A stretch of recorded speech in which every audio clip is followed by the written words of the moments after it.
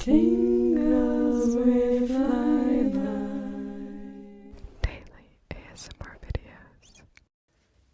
Hello, my tinglings, and welcome to our final video in our week in the Outback series up near Roxby Downs at the Arid Recovery Reserve. Be taking you on a little walk and stopping and reading the signs that we get. Here you can see a few burrows of the burrowing badongs that we find in the reserve.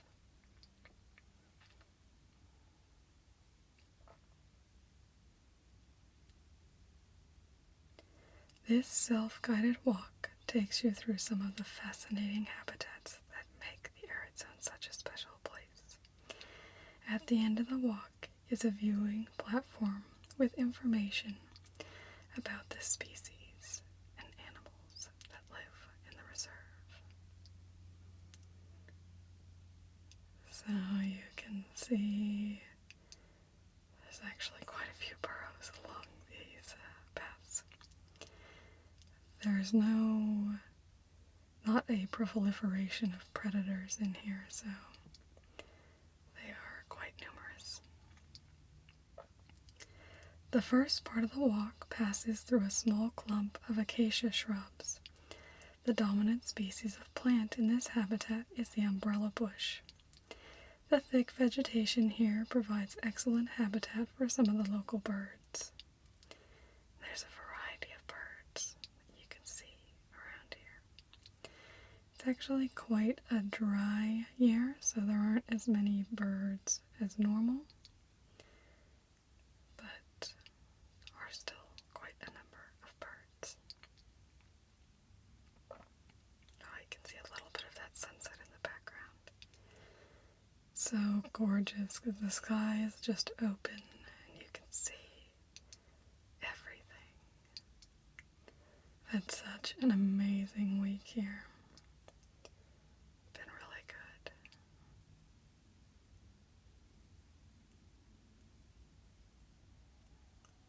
Feel so lucky to be able to do things like this.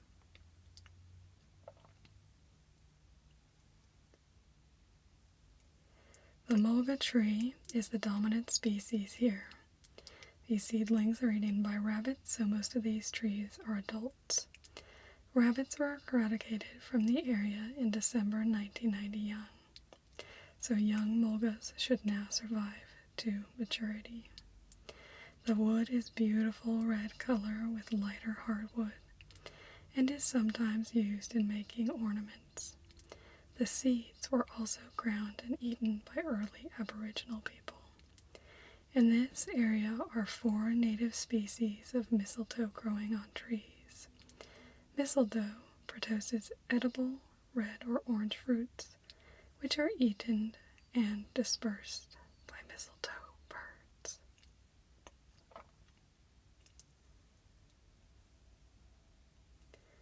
The rabbits were decreased in abundance, not just by exclusion in the reserve, but across Australia. There was a biocontrol released in the 90s called the Khaleesi virus, which effectively killed many of the feral rabbits, which is a very good thing. I know it's kind of sad to think about little bunnies dying, but they were wreaking havoc on the environment, so it's quite good because these mulga provide important habitat for species of birds, and you can see off in the distance there's not a lot of tree life, so the trees that do grow are very, very important. How beautiful is that sky, though? Beautiful.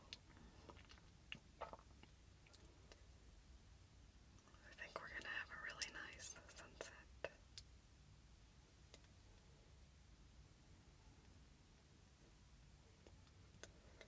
the predators that would have been around here before Europeans arrived, you have the western quoll. There's more of our petong burrows.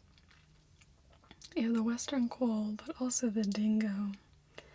This part of the reserve is below the dingo fence, so dingoes are considered a pest species in those areas and are meant to be killed, whereas north of the dingo fence they are protected and cannot be killed.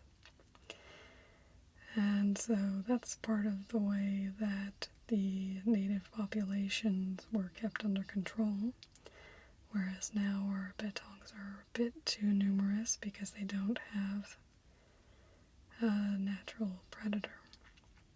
It's also why there are so many cats outside, is because there are no dingoes to actually control them, because dingoes would actually control the populations of cats as well, and foxes.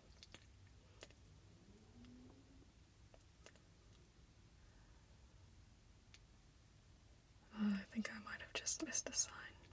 Oh well, I'll just keep going.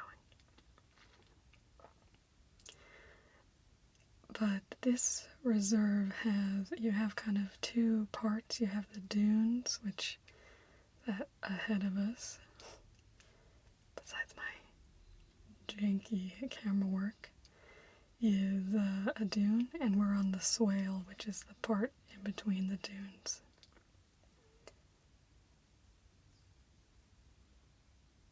There tends to be a bit more life on the dunes because there's more ability for things to burrow in and hide, such as reptiles and that sort of thing.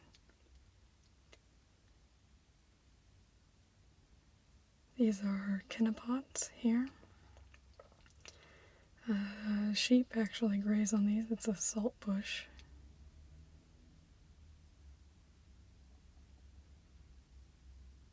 I think I might have missed another sign.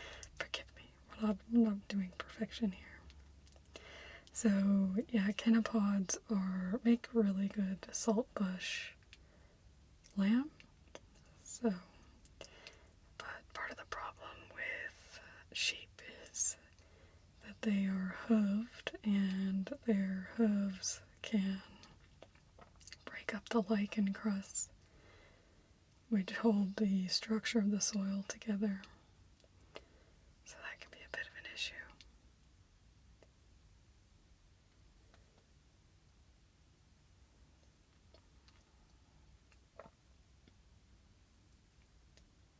But there's lots of chenopod's along the kind of mid-story height.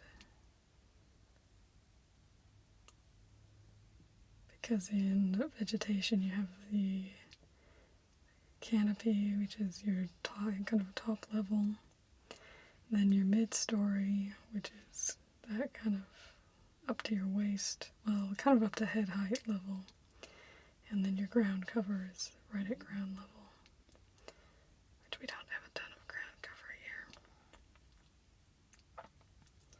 But you can see we're getting a bit closer to the dune, getting a bit more sand. Still quite hard through here, but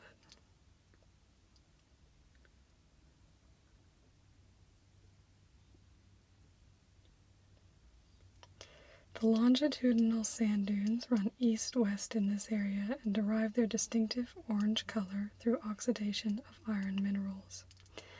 Aboriginal artifacts are often seen on the dunes where the wind has blown away the sand. However, we don't touch them out of respect. Sun's getting lower.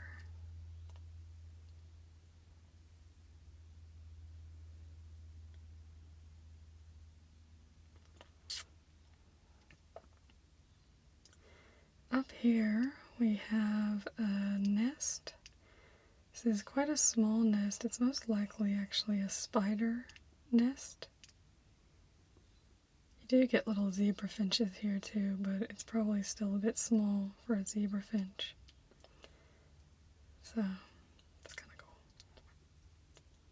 You can see the different nests in the trees.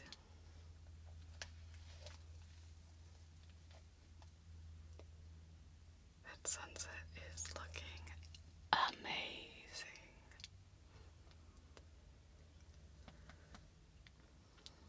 Wish you all could just be out here with me, just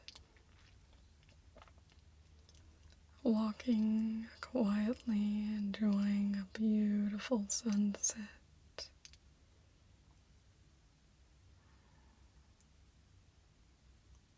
The clouds are just...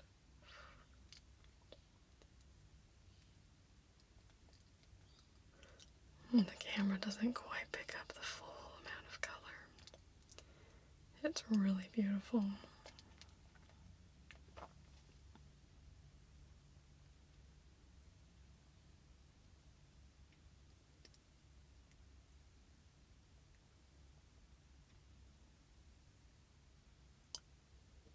Walk between the white posts.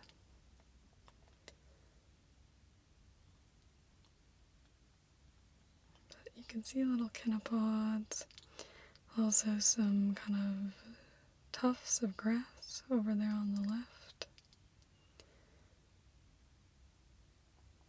They're actually, Triodia is a species of grass that is anyway,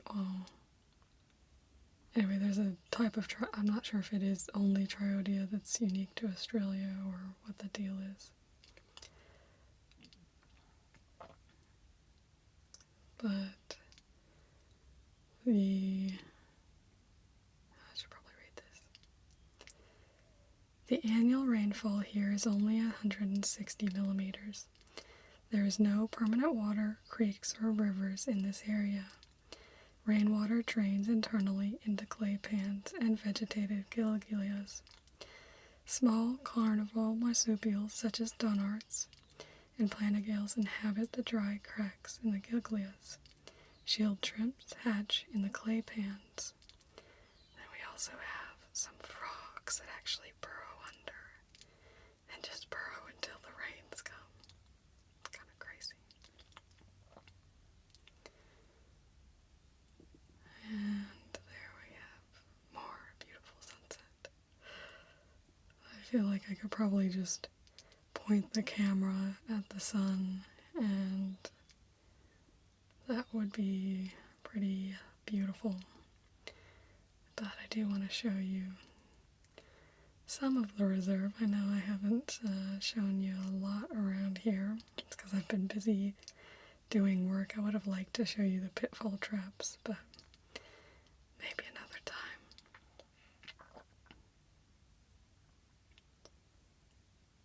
But it's been a really cool experience being up here. Just to get some experience in field work and what it exactly is like and all that. It's been really good. Better when I didn't have heat exhaustion, which was every day except Tuesday, so that's good.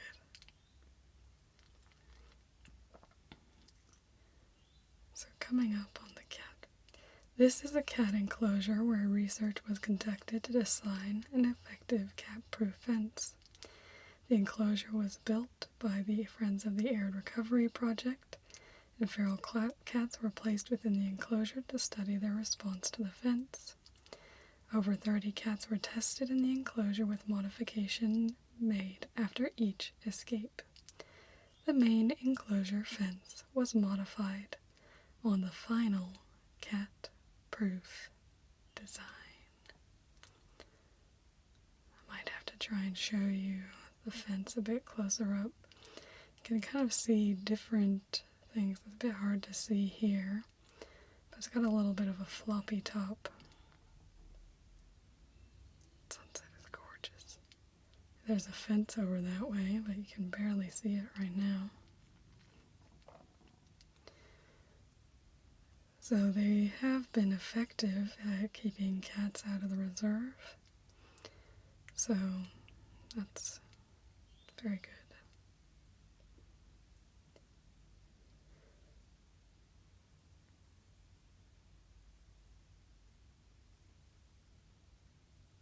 Now we're really getting into the dune areas. Footsteps get a bit heavier, and it becomes a bit harder to walk on, actually.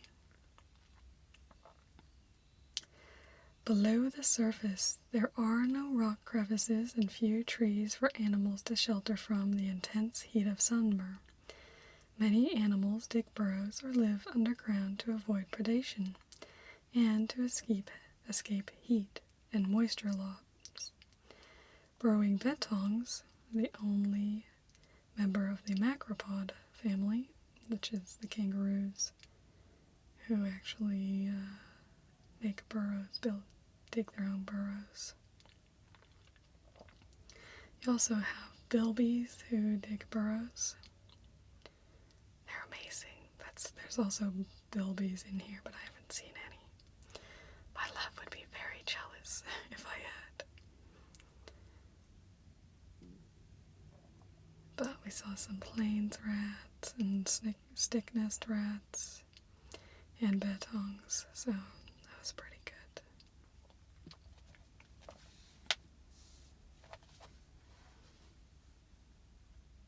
You can see the wavy motion on the dunes, just how the wind has an impact. And here is the viewing platform. I'll show you these signs, but won't try and read them all because I think it's more interesting to look at that around us. So this talks about what destroys the arid zone, which is rabbits, overgrazing, feral cats and foxes. And what do we have in the arid zone? Mammals, reptiles, birds, flora. Dingo project, that's actually pretty interesting. Reestablishment and reintroduction of native animals. And then monitoring tracks, which we did on Thursday. This actually shows you, if you wanted to do yourself, how to look at the footprints, how to maybe see what plants are where. And it's a good place to see things from. You can just look out at the reserve. See plenty of mulgas off in the distance. But I just love that golden hour effect. That we're at the end of the day and everything lights up. Makes it look a bit more purplish though than red on the camera. But it's really beautiful. Very, very red. You can just see the wind going through the leaves, the clouds in the distance, and the beautiful, beautiful sun, how it breaking through. I think it's come right below the cloud line, so it's a bit easier to see it in the cloud. It's just wide open. Such a beautiful place to be. I wish I could transport you all to come with me. Right over there in the distance, that's where the camp is. So that's where I've come from. Oh, that is catching the light beautifully on the back of those leaves. It's gorgeous.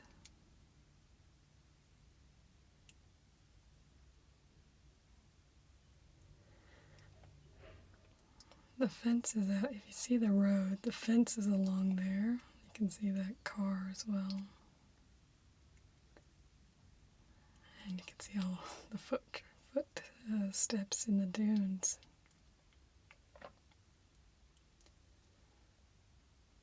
Not as many footsteps this way, since this isn't where we walk up to the platform. How beautiful is that, though? It's gorgeous. I really wish you could all be here with me. Okay, now I have to take you. You can see how the sand is. Got these little platforms to kind of help us across the sand here, I think. Makes it quicker to get across so you don't sink in. They also serve some purpose so that maybe some animals could burrow underneath. That's cute, a little metal lizard piece.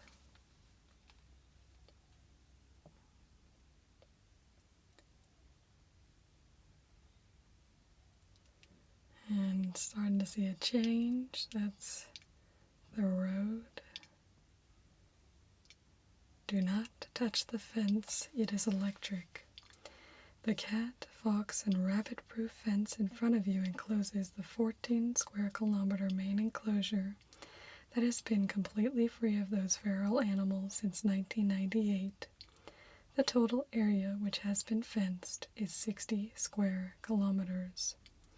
Note the extended floppy top tin nailed on wooden posts and electric wires. The voltage on the electric wires is 5 to 7 kilovolts. Look at this ground though. It's pretty cool looking. Now I'm going to try and show you this fence. So you can see it flops over. Basically what happens is a cat could climb up the fence and they can actually hang from that flop, but they can't jump around the flop. Gorgeous to see the sunset. But so this extends for the 14 square kilometers around. It also has footings down into the ground. This fence is electric. There's a bigger enclosure than just the main enclosure. Obviously that's what I'm in right now, is not the main enclosure. That doesn't have an electric fence around it. The main enclosure is considered the safety net, so that if cats somehow get in to the other parts of the reserve, that they should not get into that part because it will zap anything that touches the fence.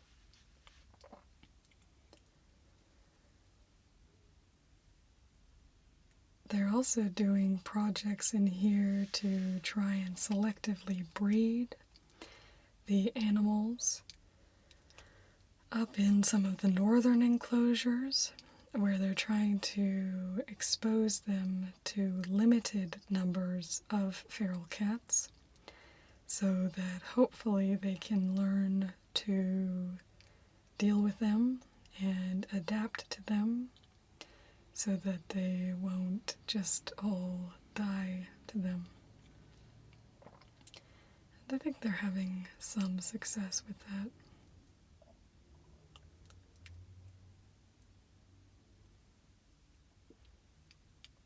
But this is the little track that the rangers and everyone like that will drive on to go around the reserve to monitor and check things. Obviously you need to keep an eye on the fence to make sure that the fence is in good repair, since that is the basis of everything, is this fence. The fence is the most important thing. And also the exclusion of the animals, but that's what the fence is designed to do. just because before Europeans came, the bilbies and the bettongs and the dunnards and all these little creatures would have just been going around like normal. And their opportunities have been much reduced and thwarted, and there's been lots and lots of extinctions of animals. I think it's 50 plus extinctions of mammals. And it's not just to do with feral cats, it's also loss of habitat and other factors. But it's quite a sad fact. But it's good to come a place like this, a little oasis in the desert, quite literally for these animals. It is a safe haven from the outside where they have very little chance. You can actually see the way the water rushes through, creates channels when you have really big rains, because that's how it tends to be, feast or famine in the desert. You'll get a really big rain and then no rain for a very long time.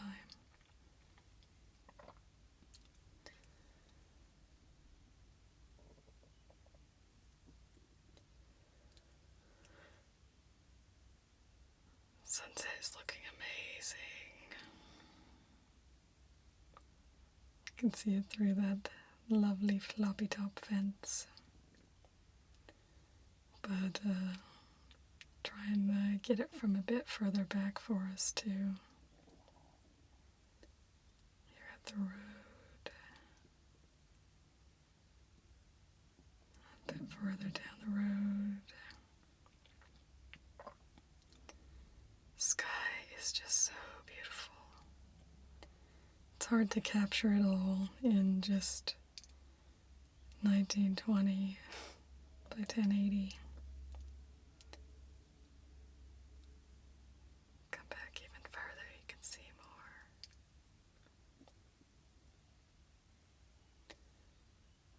Just beautiful. Love being able to share it with you.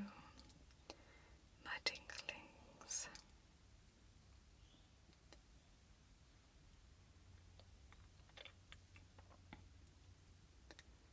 It's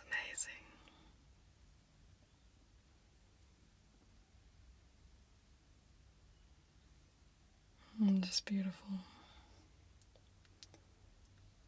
Just the light, how it filters through the clouds at different colors and different rates because of the angle of the sun. Quite spectacular.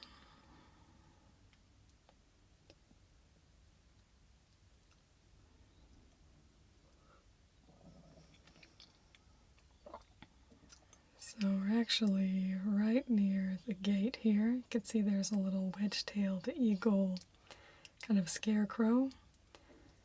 Because they do go at cats, so it's to scare cats from coming near the gate.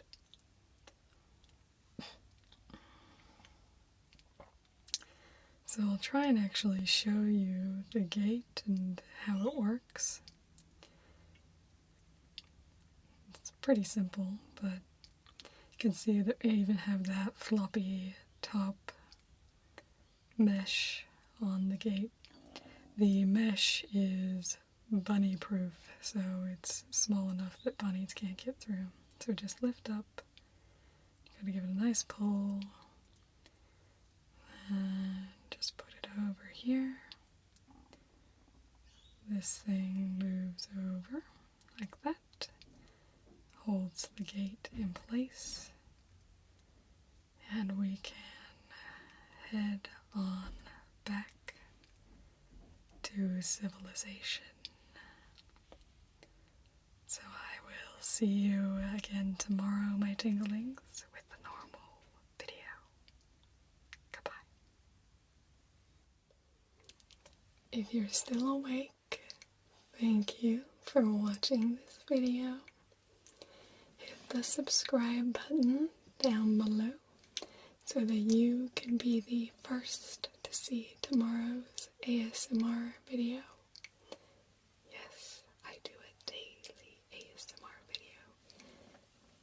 just for you. Hit the thumbs up button if you liked this video so that you can come back and watch it again and again and again. And be sure to comment down below for your chance to be featured in my monthly viewers appreciation video on the 25th. You can comment about this video, or you could comment about a problem you're having in your life. I just want to hear from you. I do reply to all genuine comments, so I look forward to chatting with you down in the comments.